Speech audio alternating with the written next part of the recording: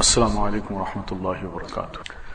الحمد للہ رب العالمین والصلاة والسلام علی رسولہ محمد وعلی آلہ واصحابہ اجمعین، اما بعد۔ قرآن مجید اور اس کی تعلیم اور تعلم، یعنی اس کا سیکھنا اور سکھانا، اس سلسلے میں تھوڑی سی میں گفتگو کرنا چاہوں گا تاکہ اس کے بعد ہم انشاءاللہ قرآن مجید کا آغاز کریں۔ لفظ قرآن جو ہے یہ عربی زبان میں اس کا مطلب ہے بہت زیادہ پڑھی جانے والی کتاب،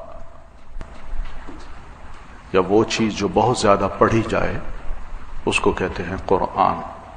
یہ قرأ یقرأ سے ہے، قرأ کا مطلب اس نے پڑھا، اور قرآن بمعنی مفعول کے ہوگا، مصدر ہے تو اس کا مطلب ہوگا کہ بہت ہی زیادہ پڑھی جانے والی کتاب۔ تو اس اعتبار سے دیکھیں تو قرآن مجید دوسری کتابوں کی نسبت، تورات ہو، انجیل ہو، زبور ہو، ان کے مقابلے میں بہت ہی زیادہ پڑھی جانے والی کتاب ہے۔ دنیا میں کوئی خطہ، کوئی ملک یا کوئی علاقہ ایسا نہیں جہاں اللہ کا نام نہ لیا جا رہا ہو۔ 1500 سالوں سے یہ کتاب مسلسل پڑھی جا رہی ہے۔ اس کتاب کے بارے میں ایک میرا مختصر سا سوال ہے آپ سے کہ اکثر و بیشتر آپ کتابیں دیکھیں گے کہ کتاب کا ٹائٹل ہوتا ہے اور اس کے نیچے اس کا آتھر نیم ہوتا ہے۔ قرآن مجید کا آتھر کون ہے؟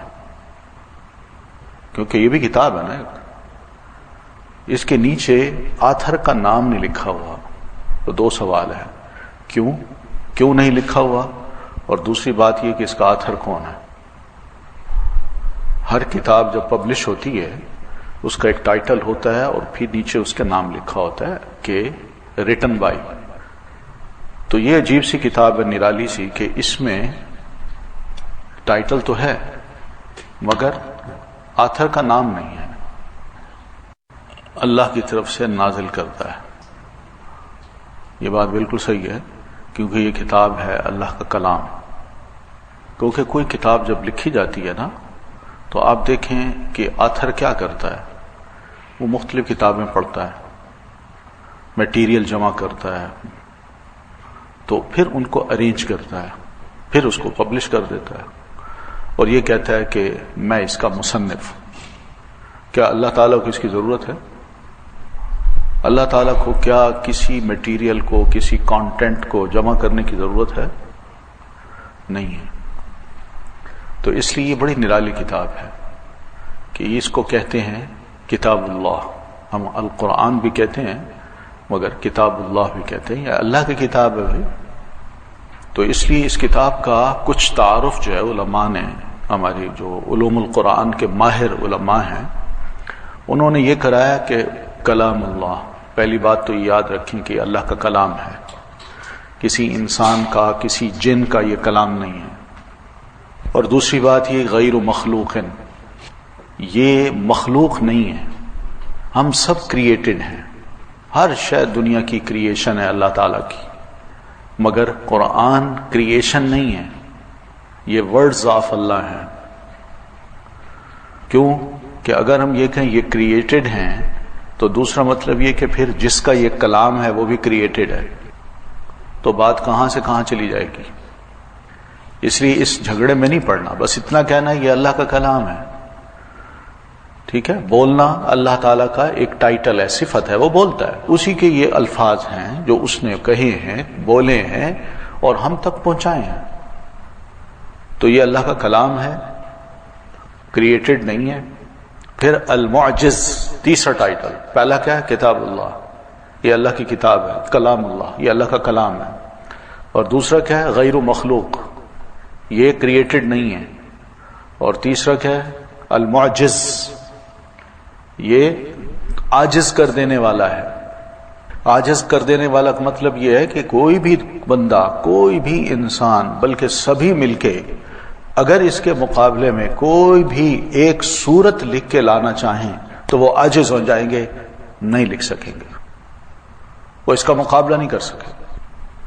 اور یہ 1500 سال سے قرآن مجید میں 3-4 جگہوں پر یہ چیلنج دیا گیا ہے، لیکن آج تک کوئی بندہ بھی اس قرآن کا جواب یا اس قرآن جیسی کوئی کتاب یا صورت نہیں لا سکا. تو اس لیے اعجاز ہوتا ہے میریکل. معجز کا مطلب دوسرے کو عاجز کر دے، ایسی شے لائے کہ دوسرا اس کا توڑ نہ لا سکے، تو اسی کو میریکل بھی کہتے ہیں. تو یہ میریکل بھی ہے. پھر اس میں ایک اور اہم چیز ہے، المنزل علی سیدنا محمد صلی اللہ علیہ وسلم. یہ قرآن مجید ہمارے رسول محمد صلی اللہ علیہ وسلم پر نازل کیا گیا ہے. جو نزول ہوتا ہے وہ اوپر سے نیچے ہوتا ہے. تو اوپر سے نیچے جو شے اترے اس کو کہتے ہیں نزول. تو اوپر سے نیچے نبی علیہ الصلوۃ والتسلیم نیچے ہیں اور اوپر اللہ تعالیٰ ہے. تو اللہ تعالیٰ نے اوپر کی جو مخلوق ہے فرشتے، ان فرشتوں میں سب سے بڑے جو فرشتے ہیں جن کا نام جبریل امین ہے، ان کے ذریعے سے نبی علیہ الصلوۃ والتسلیم پر یہ قرآن اتارا ہے. تو تھوڑا تھوڑا ضرورت کے مطابق وہ آپ پر اترتا رہا، اور اس طرح تقریباً 23 سال میں یہ قرآن مجید آپ پر اتر کے مکمل ہو گیا. پھر اس کے بعد یہ بات بھی قابل غور ہے کہ جب نبی علیہ الصلوۃ والتسلیم پر کلام اترا ہے اللہ کا، اس کو ہم کہتے ہیں قرآن. اور آپ کے علاوہ کسی اور نبی پر جو اترے ہیں وہ قرآن نہیں ہے، تو اس دور کی کتاب ہے. مثلا موسیٰ علیہ السلام پر بھی اللہ کے رسول تھے، وہ موسیٰ علیہ السلام پر بھی کتاب اتری، مگر وہ کون سی تھی؟ تورات. داؤد علیہ السلام پر بھی کتاب اتری، کون سی تھی وہ؟ زبور. اور عیسیٰ علیہ السلام پر کون سی کتاب اتری؟ انجیل. اور ہمارے پیارے نبی علیہ الصلوۃ والتسلیم پر قرآن. تو ہم قرآن کی بات کر رہے ہیں. تو قرآن نبی علیہ الصلوۃ والتسلیم پر اترا ہے.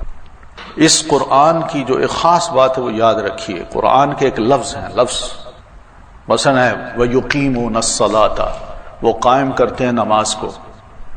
اب جو لفظ ہیں ان کو بھی کہیں گے یہ قرآن ہے، اور ان لفظوں کا جو معنی ہے، میننگ ہے، اس کو بھی قرآن کہیں گے.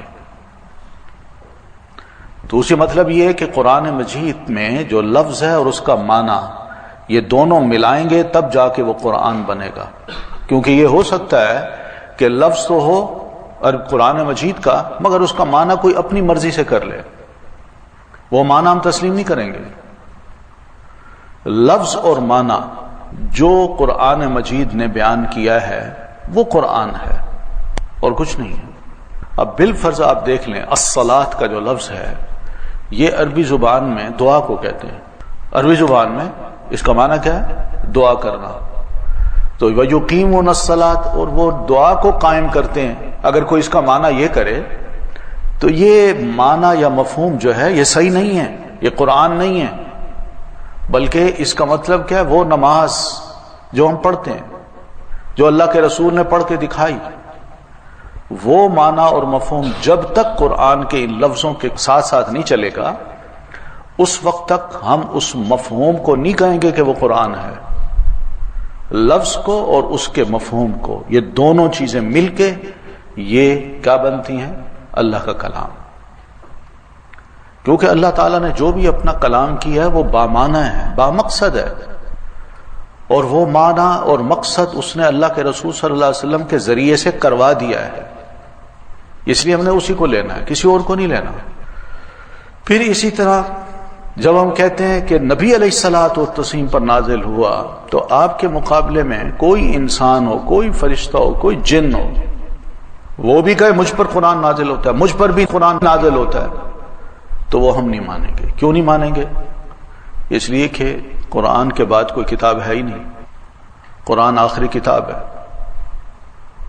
اور وہ جن یا فرشتہ یا کوئی انسان یہ کہتا ہے کہ مجھ پر نزول ہوتا ہے، تو وہ فرشتہ نہیں لاتا اس پہ، جبریل امین نہیں نازل کرتے، وہ کوئی شیطان ہی ہوگا جو اس پہ نازل کر رہا ہوگا. پھر اسی طرح یہ بھی کہا گیا کہ بلسان عربی مبین، یہ اس کی اور خصوصیت ہے کہ وہ عربی زبان میں ہے جو بالکل واضح ہے. یعنی اس کو اگر پڑھا جائے، سمجھا جائے تو آرام سے بندہ سمجھ سکتا ہے. وہ یہ نہیں کہہ سکتا کہ لفظ عجیب سے ہیں، اس کا معنی عجیب سا بن رہا ہے، یہ کیسا کلام ہے. نہیں، بلسان عربی، پہلی بات تو یہ عربی زبان میں ہے. اور اللہ تعالیٰ نے عربی زبان کو شاید اس لیے چنا کہ اس دور میں بلکہ قیامت تک جو بھی زبانیں آئیں گی ان زبانوں کے مقابلے میں عربی زبان کے اندر اتنی وسعت ہے کہ کسی اور زبان میں یہ چیز اب تک موجود نہیں ہے۔ اس کی چھوٹی سی میں آپ کو مثال دے دوں کہ آپ اس زبان کے کوئی 3 لیٹر لیجئے، کوئی 3 لیٹر، ان کو آپ چاہیں یوں ملا لیں وہ ایک لفظ بن جائے گا، اس کو چاہیں یوں ملا لیں وہ بھی ایک لفظ بن جائے گا، اس کو چاہیں تو یوں ملا لیں وہ بھی ایک لفظ بن جائے گا، آگے پیچھے لفظ حرفوں کو کر لیں اور پھر ملا لیں 3 حرفوں کو، وہ ایک لفظ بنے گا اور بامعنی ہوگا۔ یہ کسی اور زبان میں یہ خاص بات آپ کو نہیں ملے گی، ٹھیک ہے نا، کسی زبان میں بھی نہیں ملے گی۔ عین لام میم 3 لیٹر ہے نا، ان کو ملائیں علم بنتا ہے نا، اب اس کو الٹ کر دیں، میم کو درمیان میں لائیں، عین کو شروع میں لائیں، کیا بنے گا؟ عمل۔ عمل کا مطلب کیا ہے؟ کام۔ تو یہ ہے اس زبان کی خصوصیت کہ آپ کسی اور زبان میں نہیں پائیں گے۔ تو اس زبان میں جو چونکہ بڑی وسعت تھی اور چھوٹے لفظوں میں بے شمار معنی نکل آتے ہیں، اور بندہ جو دل کا کہنا ہے، معافی ضمیر جو ہے وہ دوسرے تک پہنچانا چاہتا ہے، تو وہ چھوٹے سے لفظوں میں وہ دوسرے تک آرام سے پہنچا دیتا ہے، جبکہ دوسری زبانوں میں یہ نہیں ہے۔ آپ دنیا کی اس وقت بھی دیکھ لیں، ترقی یافتہ جو قومیں ہیں، مثال کے طور پر چائنا کو دیکھ لیں، تو چائنیز جو ہے اس کے کتنے الفابیٹس ہیں ہے کسی کے علم میں؟ اور ہماری زبان کے کتنے عربی زبان کے؟ صرف 28 29 لے لیں بس۔ یہ ہے اس زبان کی خاص بات جو آپ کو کہیں نہیں ملے گی۔ دوسری زبانیں بھی اسی زبان سے فائدہ اٹھا چکی ہیں، اسپینش ہے، پرتگیز ہے، انگلش ہے، پھر اس کے علاوہ فرینچ ہے، آپ دیکھیں ٹرکش ہے۔ ان زبانوں کے اندر گھسیں، ان لفظوں پہ غور کریں جو وہ بولتے ہیں، اور عربی اگر آپ کو آتی ہو تو آپ کو محسوس ہوگا یہ تو عربی کا لفظ ہے اور عربی سے لیا گیا ہے۔ تو اس لیے اللہ تعالیٰ نے عربی زبان میں، واضح عربی زبان میں اس قرآن مجید کو اتارا ہے۔ پھر ایک اور بات بھی ہے کہ لوگ یہ اعتراض کر سکتے ہیں کہ بھئی عربی میں کیوں اتارا ہے، کسی اور زبان میں اللہ تعالیٰ اتارتا۔ بھئی کسی ایک نہ ایک زبان میں تو اتارنا تھا نا اللہ تعالیٰ نے، تو ایک نہ ایک زبان میں اللہ کا انتخاب عربی زبان ہے۔ اگر ہیبرو میں تورات اتر سکتی ہے اور سیریک زبان میں بائبل اتر سکتی ہے، تو عربی میں قرآن کیوں نہیں اتر سکتا؟ تو اس لیے یہ اعتراض بھی بے جا ہے، سمجھ آئی؟ پھر اس کے بعد اس کی ایک خصوصیت یہ بھی ہے کہ المکتوب فی المصاحف، یہ جو کاغذ ہیں، کاغذ ان کو اگر جمع کر لیا جائے نا تو یہ ایک مصحف بن جاتا ہے، صحیفہ سے ہے، صحیفہ کہتے ہیں پیج کو۔ تو اللہ تعالیٰ نے اس کو صحیفوں میں لکھا ہوا ہے۔ وہ کون سا صحیفہ ہے؟ لوح محفوظ۔ لوح محفوظ میں یہ قرآن مجید لکھا ہوا ہے، بل ہوا قرآن مجید فی لوح محفوظ۔ تو اللہ تعالیٰ نے اس بڑے بزرگ و برتر قرآن مجید کو لوح محفوظ میں لکھ ڈالا ہے۔ تو دوسرا مطلب یہ کہ یہ صرف بولنے کی کتاب نہیں ہے بلکہ لکھی ہوئی بھی ہے، یہ پڑھی بھی جا رہی ہے، لکھی بھی گئی ہے، اور لکھی بھی جا رہی ہے اور بولی بھی جا رہی ہے۔ پھر اسی طرح ایک اور خصوصیت یہ کہ جو کسی اور کتاب کو حاصل نہیں ہے، وہ یہ کہ المتعبد بتلاوتہ، کہ جب بھی ہم اس کی تلاوت کریں گے تو اس کی تلاوت کرنے کا ہمیں ثواب ملے گا۔ کسی اور کتاب کو اگر ہم پڑھیں تو بے شک اس کو اونچا اونچا پڑھیں، ان لفظوں کا کوئی ثواب نہیں ملتا، اس کے ایک ایک حرف کا ثواب ملتا ہے۔ ایک صحابی ہیں، ان کا کہنا ہے کہ میں نے نبی علیہ الصلوۃ والتسلیم سے سنا، آپ ارشاد فرماتے ہیں کہ من قرأ حرفا من کتاب اللہ، جو شخص بھی اللہ کی کتاب میں سے ایک حرف کو پڑھتا ہے، حرف لیٹر کو کہتے ہیں اور لفظ ورڈ کو کہتے ہیں، اس ورڈ کا جو ایک لیٹر ہے اگر کوئی پڑھتا ہے اللہ کی کتاب میں سے فَلَهُ بِهِ حَسَنَةٌ تو اللہ اس کے لیے ایک نیکی لکھ دیتا ہے. اور آپ فرماتے ہیں وَالْحَسَنَةُ بِعَشْرِ أَمْثَالِهَا اور ایک نیکی تو ہم کرتے ہیں نا، مگر اللہ جب لکھواتا ہے تو وہ کہتا ہے ایک نہیں، اس کی جگہ 10 لکھو. وہ 10 لکھوا دیتا ہے ایک لیٹر کے منہ سے نکلنے پہ. پھر آپ فرماتے ہیں لا اقول الف لام میم حرف، میں یہ نہیں کہتا کہ الف لام میم یہ ایک حرف ہے، نہیں، آپ کہتے ہیں الف حرف، الف ایک حرف ہے، لام حرف، لام ایک حرف ہے، ومیم حرف اور میم بھی ایک حرف ہے. سوچیں تو الف لام میم کہنے سے 30 نیکیاں لکھی گئیں. یہ ہے کہ اس کے پڑھنے کا ثواب. پھر اسی طرح یہ کتاب یہ خصوصیت اپنے اندر یہ بھی رکھتی ہے کہ المنقول الینا نقلا متواترا، کہ ہماری طرف یہ ٹرانسمٹ ہو کے آیا ہے ایک کنٹینوس چین کے ساتھ. وہ کس طرح کہ صحابہ نے نبی علیہ الصلوۃ والتسلیم سے سنا، صحابہ نبی علیہ السلام کے شاگرد تھے، آپ سے سنا، یاد کیا، پھر یہی صحابہ دنیا کے مختلف علاقوں میں پھیلے، انہوں نے اپنے شاگردوں کو سنایا، انہوں نے یاد کیا، پھر اسی طرح یہ چلتے چلتے ہم تک پہنچا ہے. ہم نے بھی کس سے لیا ہے؟ اپنے ٹیچر سے لیا نا، اپنے شیوخ سے حاصل کیا قرآن مجید. ہمارے شیوخ نے اپنے شیوخ سے اور ان کے شیوخ نے اپنے شیوخ سے.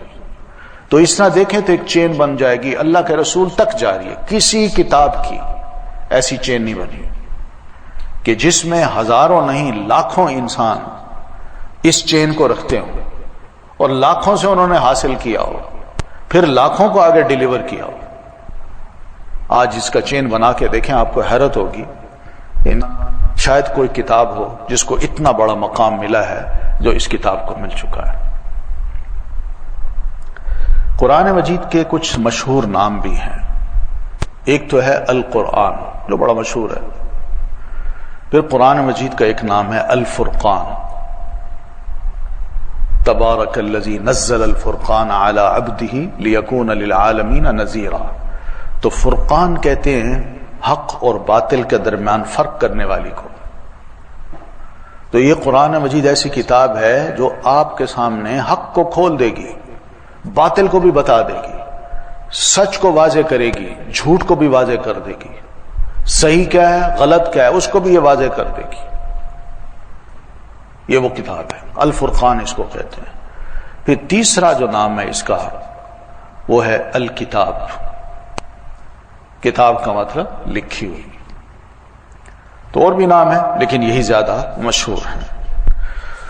قرآن مجید یاد رکھیے ایک بڑی مفید اور نفع دینے والی تجارت کا نام ہے. ہم چاہتے ہیں کہ ہم بزنس مین بنیں. ہر بندہ مجھ سے یا آپ سے جب معاملہ کرتا ہے نا تو اس کی خواہش ہوتی ہے کہ اس معاملے میں میرا بھی فائدہ ہو. ڈیلنگ جب ہوتی ہے نا تو یہ سب کی سوچ ہوتی ہے. مگر اللہ تعالی اس معاملے میں ہم سے ایک ڈیل کرتا ہے اور وہ یہ کہتا ہے کہ آپ مجھ سے یہ ڈیل کریں، میں فائدہ نہیں چاہتا، میں تمہیں فائدہ پہنچاؤں گا. تمہارا فائدہ ہے اس میں، میرا تو ہے، میرا تو کلام ہے، تم اس کو سیکھ لو گے، جان لو گے، مجھے خوشی ہوگی، مگر میں فائدہ اس کا سارا تمہیں دوں گا. سیدنا عثمان رضی اللہ تعالیٰ عنہ فرماتے ہیں یا ایھا الناس لوگو ان ربکم انزل ھذا القرآن، تمہارے رب نے اس قرآن کو اتارا ہے لیعمل بہ، تاکہ اس پر عمل کیا جائے، فاتخذوا تلاوتہ عملا، تو اس کی تلاوت کو ایک عمل بنا لو تاکہ اس کا فائدہ ہو. کیونکہ قرآن مجید میں اللہ تعالیٰ یہ فرماتے ہیں کہ ان الذین یتلون کتاب اللہ واقاموا الصلاۃ وانفقوا مما رزقناہم سرا وعلانیۃ یرجون تجارۃ لن تبور. جو لوگ قرآن مجید کی تلاوت کرتے ہیں اور نماز قائم کرتے ہیں اور جو کچھ ہم نے ان کو رزق کے طور پر دیا ہے وہ کھلے اور چھپے خرچ کرتے رہتے ہیں. یرجونا، یہ لوگ امید رکھتے ہیں، تجارتاً، ایک ایسی تجارت کی کہ لن تبور، جو کبھی ضائع نہ ہوگی.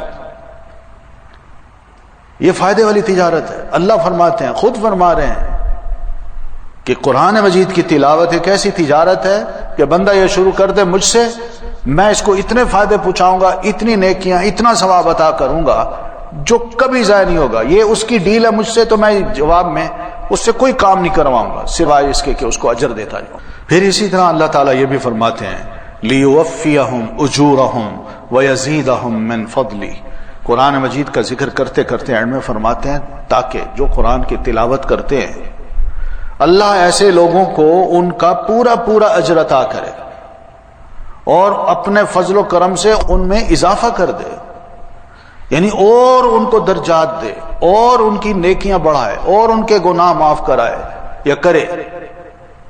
انہ غفور شکور، یقیناً وہ اللہ بہت بخشنے والا ہے اور قدردان ہے، یعنی ہم پڑھتے ہیں وہ اتنی قدر کرتا ہے۔ لفظ ایک نکالا ہے جس میں 6 لیٹر ہے، 6 لیٹرز کی 60 نیکیاں وہ دیتا ہے، اور اگر یہ ڈوب کے پڑے جائیں سوچ سمجھ کے تو پھر اللہ تعالیٰ 60 کے بجائے 10 گنا اور بھی بڑھا سکتا ہے، اس کو 600 نیکیاں بھی کر سکتا ہے۔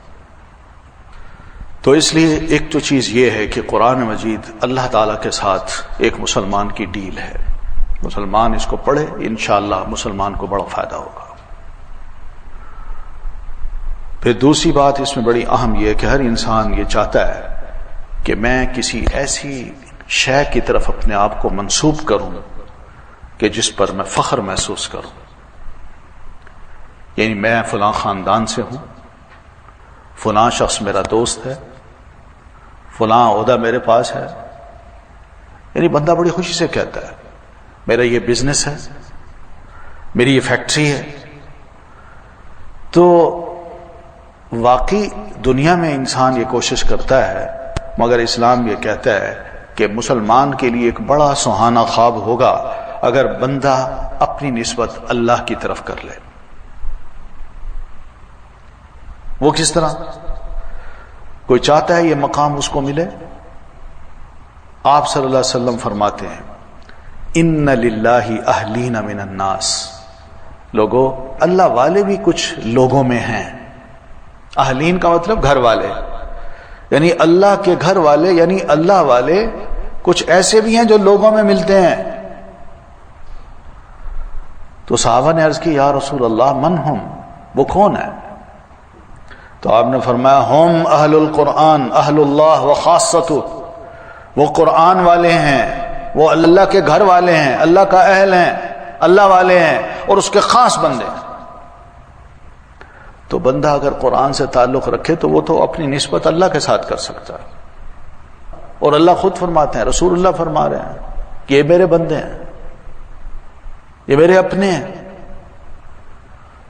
تو ہم کوشش یہی کریں کہ قرآن مجید سے ایسا اپنے آپ کو مربوط کر دیں، ہمیں ضرورت نہیں ہے سننے کی اور نہ یہ کہلوانے کی، مگر اللہ ہمیں اپنے گھر والوں میں شامل۔ پھر یہ بھی ہے کہ ہمارے آپس میں بڑے مقابلے ہوتے ہیں کہ یہ آگے بڑھ رہا ہے میں پیچھے ہوں، تو اس کا مقابلہ میں نے کرنا ہے، کمپٹیشن جس کو کہتے ہیں۔ دین یہ کہتا ہے کہ نیکی میں کمپٹیشن اگر کیا جائے تو بڑی اچھی چیز ہے۔ نیکی میں اگر ایک نیکی میں آگے بڑھ رہا ہے تو آپ کا دل کر رہا ہے میں بھی نیکیاں کروں اور اسے آگے بڑھ جاؤں، تو ضرور کیجیے، یہ بڑا اچھا قدم ہوگا اور اللہ تعالیٰ کو بڑا پسند بھی ہے۔ اس لیے نبی علیہ الصلوۃ والتسلیم کا ارشاد ہے خیرکم من تعلم القرآن وعلمہ، تم میں بہترین انسان وہ ہے جو قرآن کو سیکھتا ہے اور آگے سکھاتا ہے۔ بہترین بننا ہے تو دوسروں کو دیکھیے کون اس میں بہترین ہے، میں پیچھے کیوں؟ میں بھی بہترین بننا چاہتا ہوں، میں پیچھے نہیں رہوں گا، ایک قدم 2 قدم روزانہ آگے بڑھتے بڑھتے اس کے قریب اور پھر آگے بڑھ جاؤں گا۔ کوئی اس طرح کا اگر کام ہو اللہ کو بڑا پسند ہے اور دین کی نظر میں یہ بہترین انسان ہے۔ اسی طرح قرآن مجید میں اللہ تعالیٰ فرماتے ہیں بِأَيْدِي سَفَرَةٍ، یہ قرآن مجید جو ہے اس کے مبارک صفحات یا مبارک کتابیں اوراق یہ سفرہ کے ہاتھوں میں ہیں۔ یہ سفرہ کون ہے؟ فرشتے ہیں، اللہ کے مقرب فرشتے، جن کے بارے میں اللہ فرماتے ہیں کرامًا بررہ، یہ بڑے نیک ہیں، بڑے کریم ہیں، بڑے مہربان ہیں۔ یہ فرشتے جن کے ہاتھوں میں قرآن مجید کے صفحے ہیں، ان کے اخلاق بہت زبردست ہیں، انتہائی نیک۔ تو کیا ایسا نہیں ہو سکتا کہ وہ اگر قرآن مجید کو ہاتھ میں لے کے اس کی عزت کر رہے ہیں اور قرآن مجید کو جب پڑھتے ہیں تو ان کا رنگ ان کی ذات میں ایسا چڑھ جاتا ہے کہ اللہ فرماتے ہیں کرام بررہ، بڑے محترم، بڑے کریم. تو اگر یہ ہو سکتا ہے تو قرآن مجید ہمارے ہاتھوں میں بھی تو ہے نا.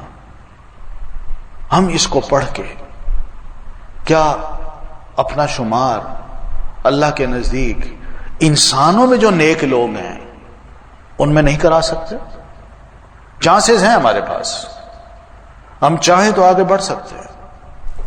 اگر فرشتے قرآن مجید کو ہاتھ میں لے کے اس کا مطالعہ کرتے ہیں اور اس کے اثرات اپنی ذات میں ڈال دیتے ہیں اور اپنے اخلاق کو، اپنے اعمال کو اور بہتر بناتے ہیں، تو یہ کتاب ان کے لیے تو نہیں آئی، یہ تو ہمارے لیے آئی ہے. تو ہم اس کو پڑھ کے اپنے آپ کو کیوں نہیں ڈھال سکتے؟ تو اس لیے یہ بھی ایک بڑا چانس ہے، موقع ہے کہ اللہ تعالی ہمیں ایسے لوگوں میں شمار کر دے. ام المومنین سیدہ عائشہ صدیقہ رضی اللہ تعالی عنہ فرماتی ہیں کہ رسول اکرم صلی اللہ علیہ وسلم نے فرمایا الماہر بالقرآن مع السفرۃ الکرام البررہ، جو بھی قرآن کا ماہر ہوگا وہ کل کو ان سفرہ کے ساتھ ہوگا، ان فرشتوں کے ساتھ ہوگا، ان کی جماعت میں ہوگا. اور کرام بررہ، بڑا محترم، بڑا نیک شمار کیا جائے گا. انہی میں جب ہو گیا تو اس کا مقام بھی فرشتوں سے بڑھ گیا.